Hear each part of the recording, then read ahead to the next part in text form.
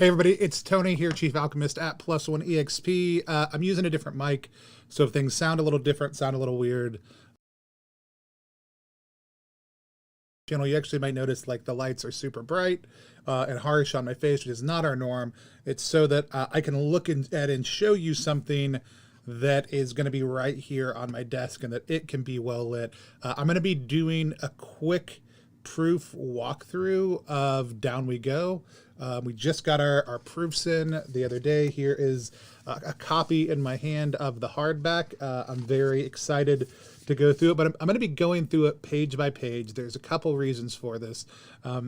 Number one, so that Marcus, the designer, can see it, can get his eyes on it, but also so that you can see it and get your eyes on it, whether you're a backer, whether you're somebody in the industry who's never done proofs before. There's a lot that you can go into it.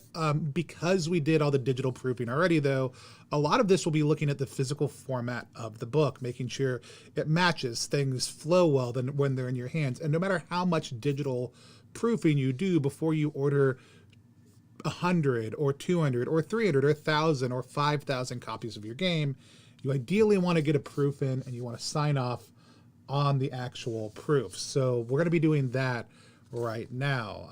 I've got this transition set up with an old, it's an old Logitech 920E. It's fine quality. It's not the best quality, but it'll let me show everybody what's going on as we go. So this is going to be Down We Go's proofing. We're even going to start just on the cover. We've got to look at it, make sure it hits right, feels right, matches what we want in the actual cover. For me, they've centered it across the spine, right? So this is a very centered skull, but it's centered across the spine. So we've got to decide, even before we open the book, do we like that, or would we rather slide that skull over a little bit so it's centered between these two folds? I don't think there's a right or wrong answer to this. I think it surely comes down to what do we want to do. So if you have thoughts in chat or comments later on as we go, feel free to leave your comments. Let me know what you think.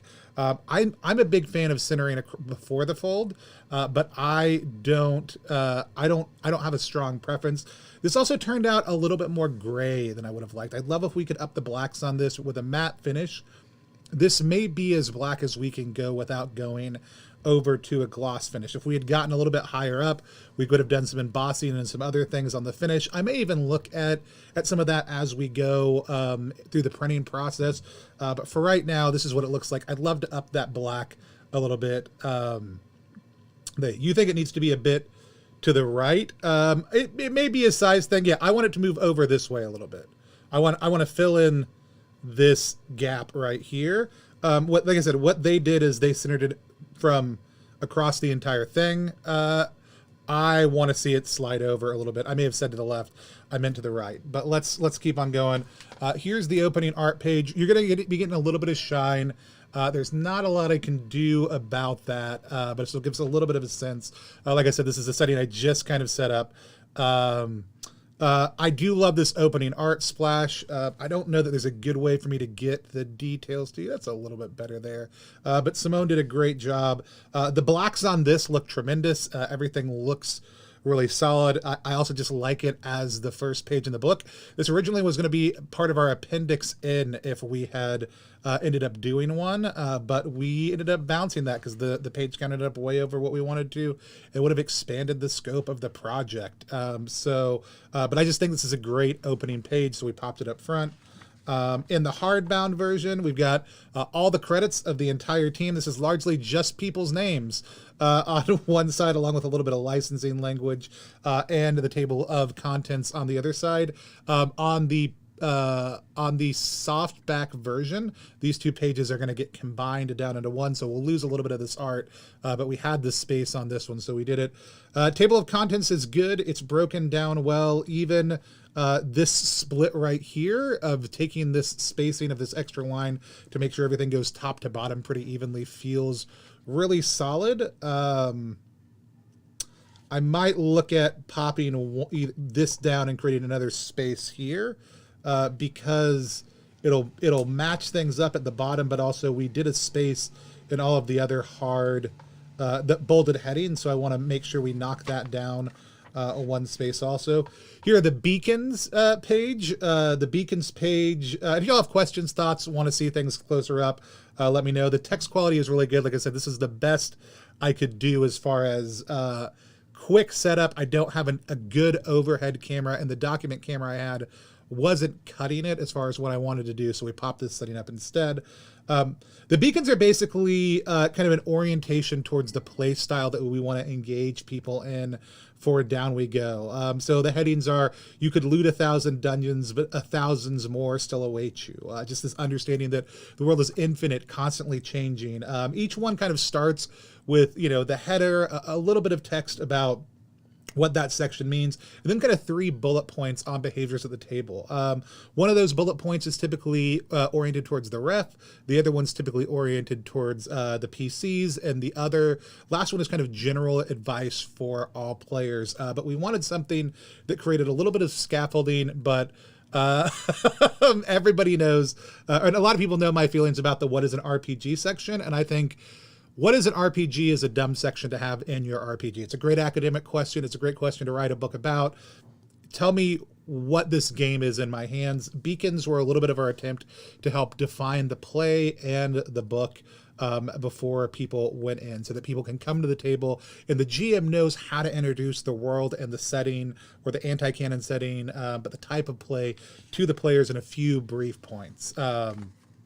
And so next we've got the character sheet and the referee guide side by side. The character sheet used to be doubled up. There used to be 2 of them. We just thought in print that didn't make as much sense. You can get the digital version and just print out, to your heart's delight, 1,000,001 character sheets and the core rules. You will see things largely maintained the same. There are 2 optional rules. One got added in the last minute about crits. But the overall effect on the page is tremendous. It's really good. Everything is really well balanced.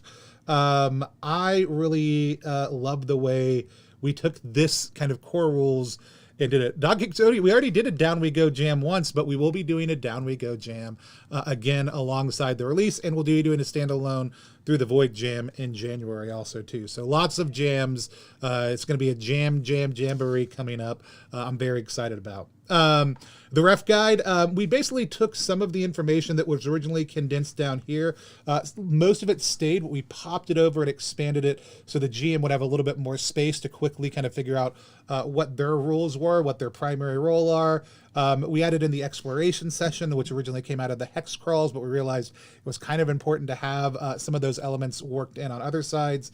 Everything's looking really good on the page. This is the most expensive piece of art in the book right here, but it turned out really well. One of my kids was raving about it the other day. Johan did this one. This is also our first big art splash we're seeing. The blacks on this just turned out perfect. Like, it's hard to really capture it via film, but like the blacks and the details on this just turned out really solid on every single print. But Johan did a tremendous job with this page.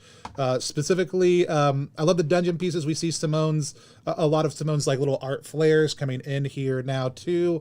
I'm very, very excited about seeing more little bits like this show up in books. And actually, when I commission artists, one of the things I will do is tell them I want what I call ephemera. Some people might call it design fill. I basically want a half page of of books and, of symbols and art that we can use to just kind of fill out spaces like this rather than leaving them empty. And Simone did a great job with some of those pieces. I really love the way we're going to get to see in some of the table work here a little bit more cleanly. Johnny did a great job finalizing that layout. There are a few elements we may want to go back through and look at again, but again, just really solid look. So just how to run a dungeon, and then building your own dungeon, so that people really just want to sit down and learn how to freestyle the dungeon process or build their own. We've got the building your own dungeon place, how to handle random encounters, traps and hazards, and then a short little thing on converting monsters with the one of the only worked examples we have in the book. There's only two. The worked example of the sample being an eagle grizzly. If you were converting from another system, who knows what an eagle grizzly could represent? Certainly not anything owned by another company. We would never do that. So we've got the eagle grizzly going down there at the bottom. Then we've got our first actual dungeon. This is the tomb. This is the first dungeon for Down We Go that got made and run by Marcus, on stream by us.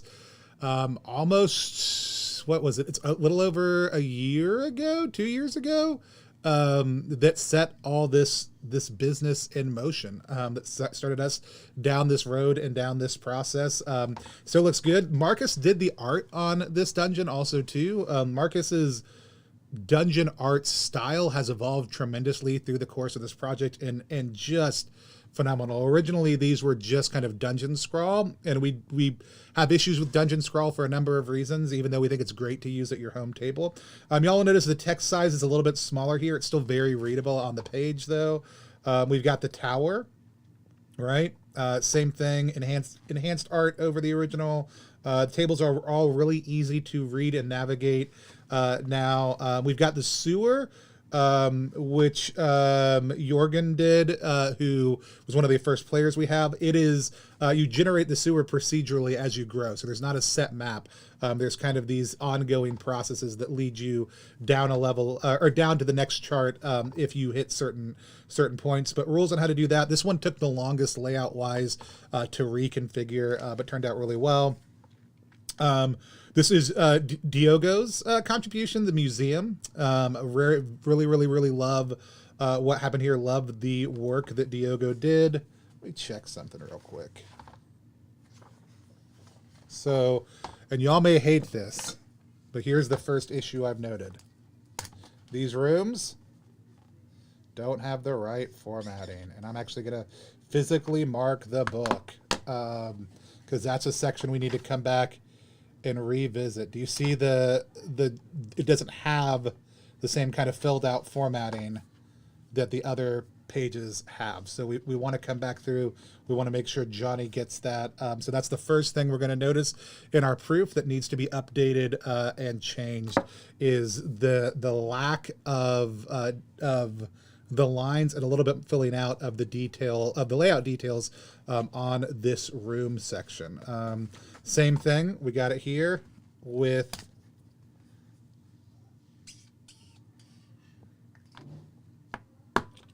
the Pit of the Worm. This is Nate's job. This is the proof copy. This is the copy that even after I do this, because I'm streaming at the same time, I'll hop off and I'll go through and I'll make notations on some of these pages, and I will physically sign off that I have approved the rest of them, just to make sure. But we're just missing some of the layout on some of the other ones that just make them so easy to read, and I don't want to miss those components, because it might not be a big deal, but because I have a copy that will specifically be my approved copy, and so it's easier for me to mark up the book than it is for me to do another one. And the reality is, like, I can still play out of this book. It's all okay, and there will be no other proof version of this book that gets marked up the way I'm doing it, except for this one. So once I get Walt's notes, because Walt will get a proof copy, and once I get Marcus's notes, because Marcus will get a proof copy, we'll be able to go back through and do this. But no post-it notes. I'm a horrible monster, and I'm going to mark things up specifically on what needs to get done. The hex crawl is the part of design that took us the longest to really nail what we wanted to do. It turned out really well. It turned out really solid. I'm just trying to decide here whether I think we need to move this header up to the top of this section to bring everything on this side down a little bit, or if I don't mind it. I feel like we lose a little bit because these are broad across, and this one, these are kind of sectioned. Whether or not it makes more sense just to pull this whole section over and move this entire side down, I don't know about that yet. I'm going to come back to it in my actual markup when I'm not on stream, but that's a question I'm going to ask. I think both ways are fine, but I think I like either moving this over because we've got the space and keeping them separate, or splitting these to being completely across also, and just moving this whole section so it's bumped down a little bit. I just feel like when we cross over a page line within a thing, if it's not a big enough block of text, you can sometimes lose the reader a little bit in that. But this is another partnership with Marcus and Jorgen to put this all together. Really love the Hidden Valley of Splendor Pass. The art is tremendous. Jorgen did that also. It's a little bit hard to see, but there's some subdivided hexes in there. Some of the hexes are keyed. Some of the hexes are random tables. So we have kind of these anchor hexes here that you end up with, as well as the different kind of procedurally generated empty hexes that change as you move around the space. I really love this tech. It was heavily influenced by Games Omnivorous's way of doing the Undying Sands and Unbottled Sea, but with a lot of Down We Go vibes and tech placed down on top of it, and including like Laura's loot and other stuff like that gives it a very different vibe, but makes it very complementary to those pieces. But again, it's just really easy, super easy to navigate, really easy to read, very quick to be able to generate. Digitally, it may be ideal for us to provide a separate like key so that GMs can kind of track some of what they've done. We'll need to do that, but you also will notice it when you get your copy, or if you look at the digital, there's a Laura's loot question per section. So all of the tables are like 5 entries done, 1 entry ask the table, which is a big thing. You'll see in hexes, and even some of the stuff we're building for the future for Down We Go and Through the Void, you'll see that come across a lot. And so this is one of the first images Simone completed for the game. From that very beginning, we knew it was going to probably end up at the front of the bestiary or the dungeon section, but this Viking holding a bone club coming at you. We're playing the Isle right now using the vanilla game and play by post with some folks. This has very heavy vibes of the bonded ones down there. Bestiary pages are all really good. We refined these down really well. Interestingly, the texturing here was throwing the printer off a little bit. They thought there was some sort of resolution issue when it's just the way the texture comes over. But we did some really tight refining. Johnny did a really phenomenal job with all of these. BJ did a really good job writing them. He smells well. Sorry, chat is going off. One of the things we really wanted was we wanted a really kind of very universal and broad appeal to the bestiary, not just drawing from European Anglo-Saxon culture, but we had 3 very specific influences. So we had BJ Recio, who actually did Buko Juice Games, who did the vast majority of the work on this, and we really said, hey, that Southeast Asian, specifically Filipino voice, like we want that to come to the forefront. So you'll notice that in every single table there are a couple entries that are specifically from that background, but we also then had Marcus go back through and add a couple that were specifically very Nordic or Swedish, and we had I'm forgetting Marcia B go through and do that doesn't feel right. I'll have to go look at who we actually had do I don't have to. I can just flip to the front of the book. Hold on real quick. We had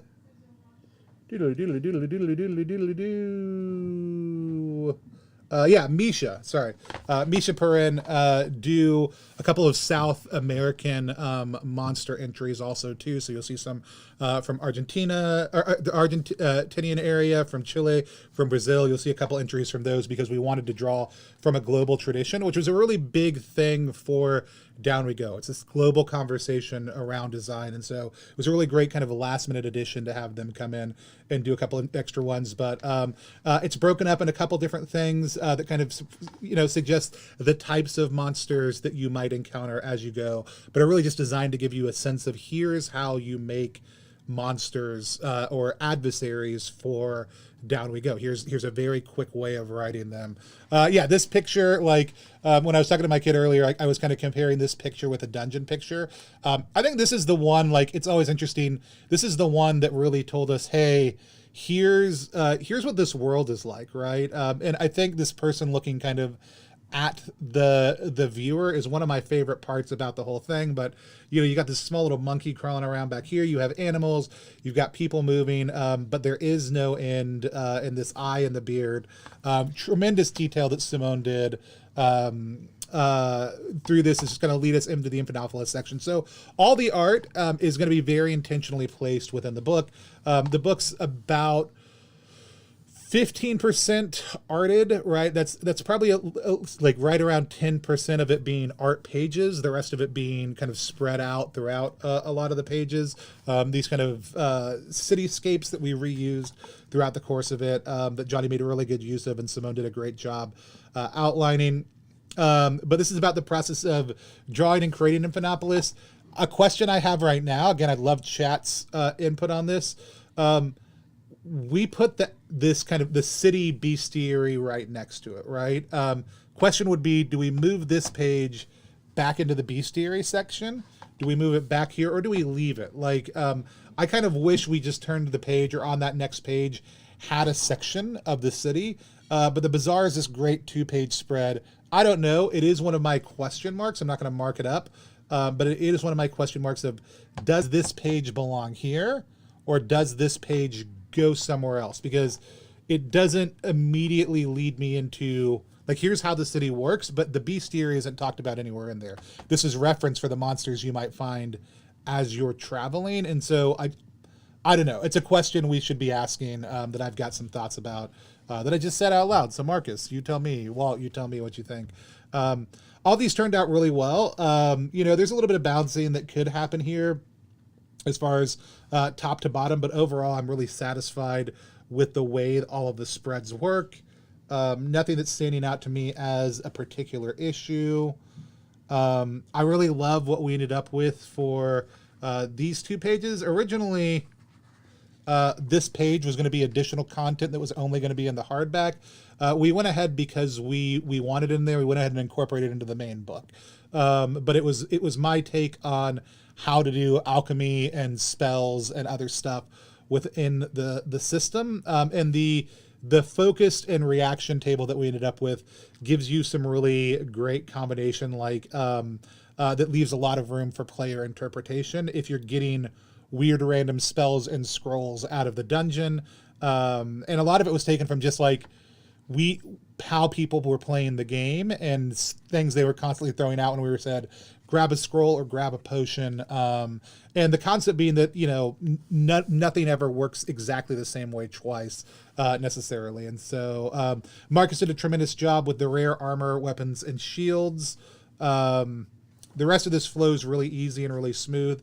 I like the variation that it shows and what could be done, right? So those were all the primary districts. Here's the secondary districts. That's why we see the color shift in the top header. We get to top factions. Again, we could have done a little bit more word bouncing here. This would actually have required more writing to get those a little bit more even.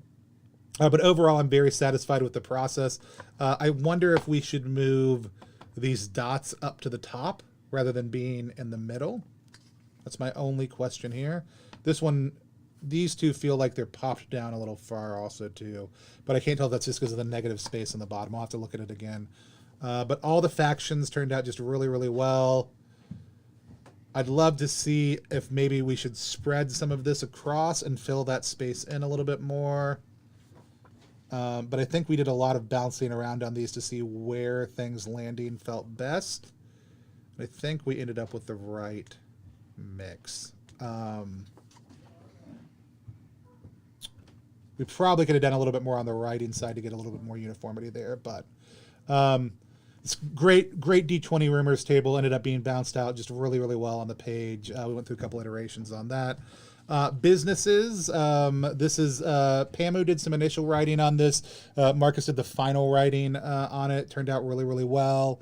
I'm really, really excited about the different things we came up with here that are just going to be really good to introduce into your game as another type of quest giver. Locations your players can go to spend money or dispose of things they don't ever want somebody to find. A lot of things like that. Even some places that like interact with the solo space a little bit more. I'm very excited about. NPCs ended up really well done. Those came from Emmy Vert's process for what we call the low-key process of NPCs in Together We Go games. It's really, really solidly built out. I love that we've got the grave at the bottom of this last page also too. Yeah, we're doing a surprise down to go look through for everyone, but also so that people on the other side of the world who wrote the book can see it. But also we'll pop this out for backers next week with a reminder to fill out your pledge manager because we want to get that done. We're only at about 50% of people with pledges filled out right now. We'd like to get much higher than that for pledges filled out right now. This is the guest appearances are people who played an NPC on stream and then got their NPC included within that process. The Legions of Imphanopolis are people who backed at a high level in the game and therefore got to name an NPC.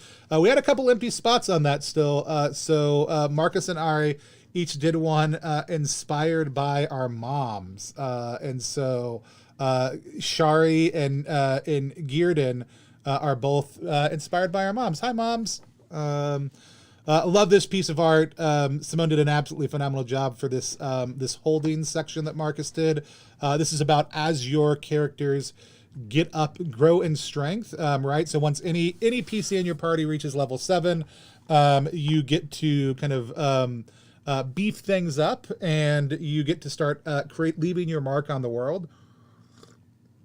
This allows the players to start exerting control in the city of Imphanopolis and in the way the mechanics work within the city. So you can actually, whatever district you're holding you'll start to be able to change the adjectives that are on that holding, kind of cement it in the world in a little bit more of a solid place. But you'll take kind of the quantum realities that surround it and be able to shift that a little bit more, which I really love the idea. But you can also buy different land at different prices. And depending on where they are, it might affect the way that the misfortune rolls, which you roll on every time you leave and come back, play out. I really love that piece because that's the piece I kind of spoke into a little bit more. Like Marcus had the idea for it, but I really just like the idea that you only pay when you roll a 5 to 7. So it's the most common misfortune is that your people in your holding want to get paid out. But there's other stuff like, it becomes cursed and you've got to deal with that. Nothing happens. It's safe, which is very rare. But you might come back and you might have to run squatters out of the building, right? Like, it's a really fun way to say, rather than just paying upkeep every single time, which you can, it's a very simple process to pay upkeep, that you roll on this misfortune table and that determines what's been happening at your holdings while you're gone. If you're doing troop play or other stuff, those things might shift it around also too. Those will all be fun things to kind of to suss out as we kind of see what people are doing with it and how people are playing it. But I'm very, very excited. Ton of hirelings to go with that. People you can hire to go down in dungeons with you, help you out with things, all kinds of other stuff, explaining the hiring process, events that Sam Mui helped build out, and holidays. These are just tremendous. The way that these happen have been one of my favorite things to just throw in play testing. When I build games, I just kind of pick what elements do I want to have come into play in this particular session? Is there an event in the city? Are we staying in the city? Are we going out of the city? How does it, impact, whether it's Deathlight Feast or Xmas Eve, or there's an outbreak of a plague happening, right? So these are all different things that might come up. These pieces of art right here, Simone did these. They're each different types of the archetypes for the roles. But he did a really good job with them, and we didn't have anywhere to put them, so they ended up as splash art on different pages, but they ended up looking just really, really good. All right. And then the plethora of planes. So if you want to get into planar stuff, this is where that's going to start happening. You're going to have the ability to travel to different planes. We had the folks over at Planar Compass put this together for us. They did a really good job taking the Down We Go vibes and then saying, what does it look like as you're going from one place to another? So, you don't have to stay in Infinitopolis. You can go to other planes. There's a whole process for how you roll through each of those that I really, really love. We've got these D6 notations at the top. I got to go back and see if we did a consistent job on our tables with that, or if we only did it for this section. So that's another just kind of quick proofing note. I'm pretty sure we did, but I just want to double check to make sure we did it in the same way across the board. I'll have to go back through and look.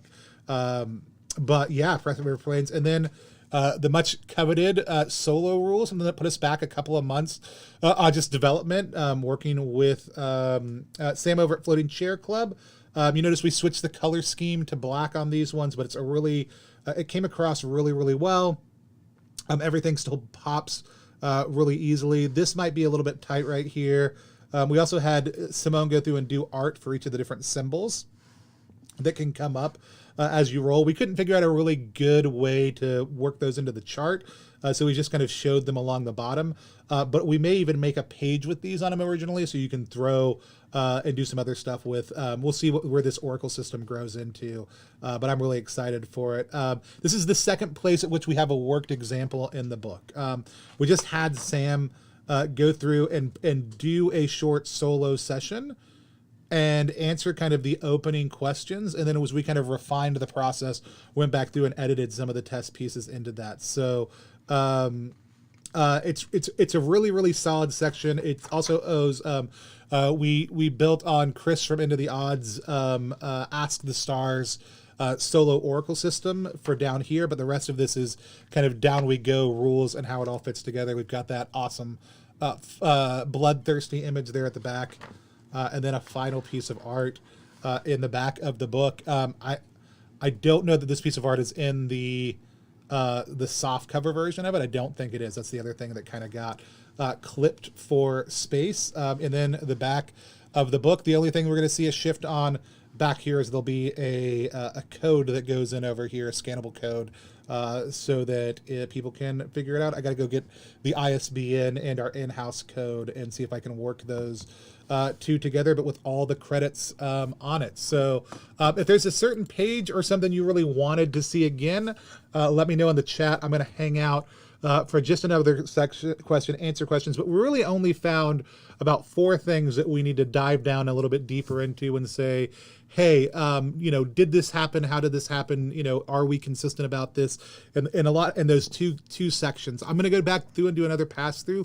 I may notice some other ones, but overall, I'm really satisfied with the visual pop of the book. Everything's easy to read, easy to look through. I'm very excited about the way that it turned out, but we want to make sure that all of our backers are also too. So we'll pop this video out this week with a reminder to fill out your Pledge Manager if you haven't yet. Because people still have to fill out their Pledge Manager, the Pledge Manager is open again. So you can go to TTRPG.link/DWG. If you didn't get something, want to back at a higher level, any of those things, you can. I'll also have the pamphlet adventures coming in this month for Down We Go also, because we're getting ready to ship it all out. And so we'll be going over those in a quick look through also to, if you haven't I thought Margaret was just telling me to get the pamphlets, and I was like, Marcus, I just said we've got the pamphlets coming in. And so I'm I'm very, very excited by the look of it, the readability of it. Like I said, just a few small quality of life things. I don't think there's anything in here that if we sent it out the way it was, that most people would even notice, right? But when you're going through and you're responsible for the project, you want to do as good of a job as possible. Like I said, my big thing is I would love to up the black on the outside of this, and this may be as good as we get. It's very hard to do your blackest blacks if you're doing any kind of finish on top, because they always kind of soften it out. And unless you're gonna let them sit and cure and do a lot of other stuff, and I don't know that we have time for that. So we could go glossy on it. I don't think that's going to give it the right look. If we had the money, maybe on a future run, doing a cloth cover would have been such a good feel on this. We didn't do sewn stitching, so but the nice thing about not doing sewn stitching, one of my kids was like, I don't want to mess with the spine. The fact that it's not sewn stitching at this size means you can do lay flat on it, and you're not going to end up with any sort of significant spine wear. If we had done stitching on it, we might have. But this is also the spine. It's going to look good on the shelf. You may want to finesse this up a little bit, squeeze this down just a touch smaller, so that it all fits perfectly on the spine. But other than that, that's the thing. It's matte finish. The thing about matte is the way that they get that, it's a thin layer of plastic that basically causes the light to diffuse, and that diffusion, right, will cause it to look a little bit lighter in color. So it's the reason why, even if we flip to the inside, you can look, this inner sheet, right, is kind of a normal black. It's a little bit lighter on this outer edge. Yeah, the font is nice and distinctive. I'm not super concerned about it. I don't even know that I would need the font to be a little bit smaller. I just want to bring the skull in a little, so we're not doing that. And I think we've got the jaw down here and the skull up top. We'll just want to talk about whether that's what we want. I think it is, because it's how we do it on the front. But I do it. Marcus, I'm really glad we ended up going with just Marcus's last name on the front and spine. We've got the full major credits here on the back, the full team credits on the inner page. Whether people, go in or not for just specifically who the creator is, we always want to do a good job of giving as much credit as we possibly can, and making sure we're pointing to everything we can, everyone we can in the process. Like even thanking the Discord members over in +1 who have helped shape things, as well as the backers, is such a huge deal. So I'm really excited about it. It looks like we didn't get any other questions. No, not glossy. I the other day I was talking to Keegan, who is doing one of the pamphlet adventures for Down We Go. We're printing out copies of Renegade Racers, and it's supposed to be very much a Fast and the Furious with the serial numbers filed off game. But a lot of the stuff has been set up like a movie, like a very blockbuster feel. And so I messaged Keegan as I was putting the order in, and I was like, you want a shitty glossy cover on this, don't you? And they were like, oh, absolutely. And I was like, yeah, that really sucks because I hate it, but it's the right call for that game. So unless you have a reason where you want it to feel like a 90s, 2000 blockbuster, matte is always my preference. I mean, if you can get a textured feel, if you can do straight paper or cloth binding, maybe on future games, we're ordering a couple extra 1,000 copies on this print run of Down We Go. Down We Go and Together We Go games are going to be a huge focus of +1 for the next 5 to 10 years. I have zero doubt that after even printing these ones, that we'll be doing future print runs and crowdfunding for other projects in Down We Go space, whether that's adventures, whether that's expanded concepts after we see other players doing it. I don't think we'll ever see those core rules change. I don't envision that happening at any point in time. What I do think we'll see is the more that players start to build and explore this space, the more they see the overlaps in the beautiful game that Marcus put together, the way we've been able to develop it, and how easy it is to build on. I think we'll see a lot of really cool stuff come out of that. You know, as we see other games or expansions or pieces build onto it. I already want to take some of the things we're doing in Through the Void and do some backwards compatibility for an expansion zine, for opening up a little bit more about what happens in the city and doing more kind of city crawl based stuff. I'm very excited about all that. So I think we'll see this grow. I don't ever want it to become a bloated and overwrought project.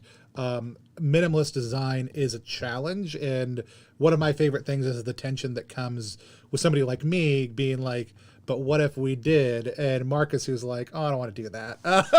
And so I'm a huge fan of the way the game consistently comes together.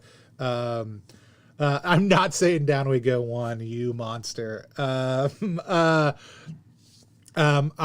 just think we're already seeing people do just really amazing stuff with it. And I'm curious how other games created with Together We Go will consistently and continually impact the way we can backwards port certain pieces of text into the core Down We Go system. And I think that's really where we want to look, is optional procedures, optional rules. What happens if you do this? What happens if you want to do that? How you create that feel without ever adding anything to the core of, you sit down and here's a dungeon and here's a town and here's your half-page character sheet. Let's go build a world together. That's what is the best part of Down We Go. And that is the thing I am tremendously excited to see never change, while all the options for the things that you could be doing within that get to grow and be narratively explored, and we get to see what different people want to do with it. And so because it's in part a community conversation around design, and that was part of one of the things we built into it, we're just going to continue to see cool stuff come out, but not until we get through the first run of it as anything other than expansion zines. So this is the game for the foreseeable future. We call it the Infinite Edition because you can just buy the add-ons. Any reprintings or things we add in the future will just be like, hey, we've seen this happen enough. We wanted to put it in the core book on this next printing run, right? I don't even know that you'll see us do more crowdfunding around the core book specifically. Our goal is to run the company in a way that run the publishing process in a way that allows us to just keep on printing more books when we need to print more books. And I'm very excited about everything we've built with it, but also just what's going to happen in the future. And so, yeah, with that said, that's the book. Marcus and Walt, your copies will go in the mail next Thursday, because that's when I'm back at work, and that'll make sure we get things out to y'all as actually quick and cheaply as possible, since one of them's got to go to Sweden. But we should have the pamphlets in hand in about a week and a half. We've got the full run of books that after I've done my proof run I'm going to go ahead and make the changes that I know we need to make. If Walt or Marcus saw anything while we were going through, let me know. But we're not gonna push the whole process back while we wait for that, because we've done such a good job with the digital proofing. I don't think we need to. Like I said, those couple of issues we found should keep us right on track. So in November, we should see Down We Go hitting people, across the world. We will be fulfilling by region for a couple different reasons, not for anything like super weird, other than like everything will come to one centralized warehouse. We didn't get big enough numbers in any other countries to do large print runs there, so everything is going to come into our warehouse. We'll palletize things, we'll send them to our shipping partners by region, and then things will float out from there. So US backers will get their stuff a little bit quicker, but only by a couple of weeks from everybody else. That was just to try to take that and other processes into account as easily as possible. So with that said, I've never figured out a good way to end this stream. Is the first time we've done. I don't know, should we do more flip throughs? I don't think we're going to do them for other people's games, but I think for our print partnerships and other stuff like that, we'll probably start doing them. I may work on a better setup for that, even if it's just a better overhead cam. But I had a fun time doing it. It was fun to hop on with y'all and look through it. Let me know if you want me to do more of these. But until next time, this has been a flip through of Down We Go.